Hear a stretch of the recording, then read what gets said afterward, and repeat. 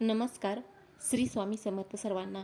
पुन्हा एकदा तुमच्या सर्वांचं अगदी मनापासून माझ्या या छोट्याशा यूट्यूब चॅनलमध्ये स्वागत आहे. तर ताईंनो आणि दादांनो, लवकरच अधिक मास हा सुरू होत आहे. तर अधिक महिन्यात आईची ओटी का भरतात, आईची ओटी कशी भरावी, ही संपूर्ण माहिती आपण आजच्या व्हिडिओतून पाहणार आहोत. तर व्हिडिओला स्किप न करता शेवटपर्यंत नक्की पहा. अधिक महिन्यात म्हणजेच धोंड्याच्या महिन्यामध्ये विवाहित मुलीने आपल्या आईची खणा नारळाने ओटी भरणं हे कृतज्ञता व्यक्त करण्याचे प्रतीक मानले जाते. आईने कन्यादान करून केलेला मोठा त्याग मुलीला सुखी संसाराचा आशीर्वाद देणे आणि आपल्या सौभाग्यवती असण्याबद्दल कृतज्ञता म्हणून ही ओटी भरली जाते, ज्यामुळे आपल्याला खूप सारे पुण्य हे मिळत असते. तर बघा ताईंनो, अधिक महिन्यातच आईची ओटी ही का भरली जाते, त्याच्या मागे कारण काय आहे? तर सर्वात प्रथम तर आईने मुलीला जन्म देऊन तिचे संगोपन करून तिला सासरी पाठवले, या सर्वोच्च त्यागाबद्दल कृतज्ञता व्यक्त करण्यासाठी आईची ओटी ही भरली जाते. त्यानंतर अधिक मास हा धार्मिक कार्यांसाठी पवित्र महिना मानला जातो. त्यामुळे पुण्यवान स्त्रीच्या म्हणजेच आपल्या आईच्या पूजनाने अधिक पुण्य हे मिळते. ही एक सामाजिक आणि धार्मिक परंपरा आहे, जिथे सून आपल्या माहेरच्या नात्याला सन्मान देते. ताईंनो, 2026मध्ये अधिक महिना म्हणजे पुरुषोत्तम मास हा 17 मेला सुरू होत आहे. ते 15 जून 2026 या कालावधीमध्ये आहे. या पवित्र महिन्यात विवाहित मुलीने आपल्या आईची ओटी भरणे हे कृतज्ञता व्यक्त करण्याचे आणि पुण्य मिळवण्याचे एक मोठे साधन मानले जाते. मुलगी ही सासरी गेल्यावर तिची ओटी भरली जाते. अधिक मासात आईने तिला जन्म देऊन लहानाचे मोठे करून तिच्या पदरात अखंड सौभाग्य टाकल्याबद्दल कृतज्ञता म्हणून मुलगी ही आपल्या आईची ओटी भरते. अधिक मास हा भगवान विष्णूंचा महिना असल्याने या काळात केलेले दानधर्म आणि ओटी भरणे यातून 33 कोटी देवांचे आशीर्वाद हे मिळतात. पुढच्या जन्मीही मला तुझीच मुलगी म्हणून जन्म मिळू दे, अशी इच्छा यातून व्यक्त केली जाते. आईच्या सौभाग्याला आणि आरोग्याला आशीर्वाद म्हणून ओटी भरली जाते. तर प्रत्येक मुलीने आपल्या आईची ओटी ही अधिक महिन्यात भरावी.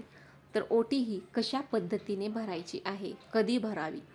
तर अधिक मासातील कोणत्याही शुभ दिवशी किंवा विशेषतः एकादशी, प्रदोष किंवा सणवारांना आईची ओटी ही भरता येते.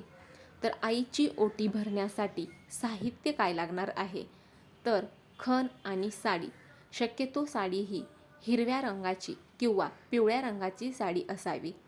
त्यानंतर अक्षता, नारळ, सुपारी आणि विड्याची पाने, हळकुंड आणि हळद कुंकू, फळे आणि इतर भेटवस्तू. तर ओटी भरायचा विधी कसा आहे? तर सर्वात प्रथम आईला पाटावर बसवायचं आहे किंवा आसनावरती बसवायचं आहे. तर आईचं तोंड हे पूर्व दिशेला तोंड करून बसवावे. तिच्या कपाळावर कुंकू लावून औक्षण करावे.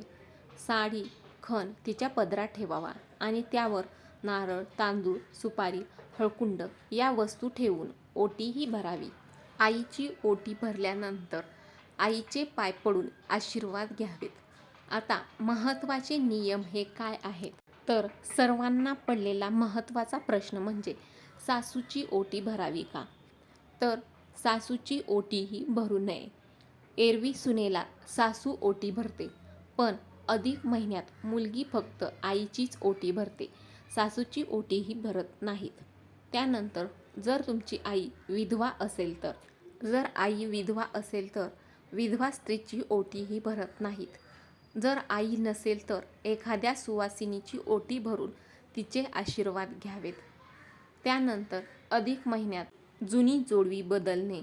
अधिक महिन्यात नवीन जोडवी आईकडून घेऊन ती बदलावी.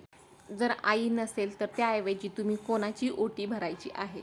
जर आई नसेल तर तुम्ही जवळची आत्या, मावशी किंवा एखाद्या गरजवंत ब्राह्मण सुवासिनीची ओटी भरून त्यांचे आशीर्वाद हे घ्यायचे आहे. अधिक महिन्यात आईची ओटी ही का भरली जाते? तर सर्वात महत्त्वाचा मुद्दा म्हणजे विवाहित स्त्रीची कूच उजावी म्हणून आईची ओटी भरतात.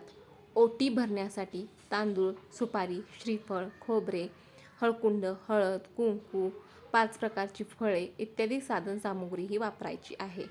या वस्तू ह्या मांगल्य, प्रेम, अखंडता, अक्षयता, विघ्न निवारक, सौभाग्यदायक, आरोग्यवर्धक आणि शुभदायी ह्या. पूर्वी घरी आलेल्या सुवासिनीला ओटी भरल्याशिवाय पाठवत नसत. ओटी भरणे हा भारतीय संस्कृतीतील एक महत्त्वाचा संस्कार. सुवासिनीला संतती प्राप्त व्हावी म्हणून तिची ओटी भरली जाते. संतती प्राप्तीच्या आशीर्वादाचे हे प्रतिकात्मक स्वरूप आहे.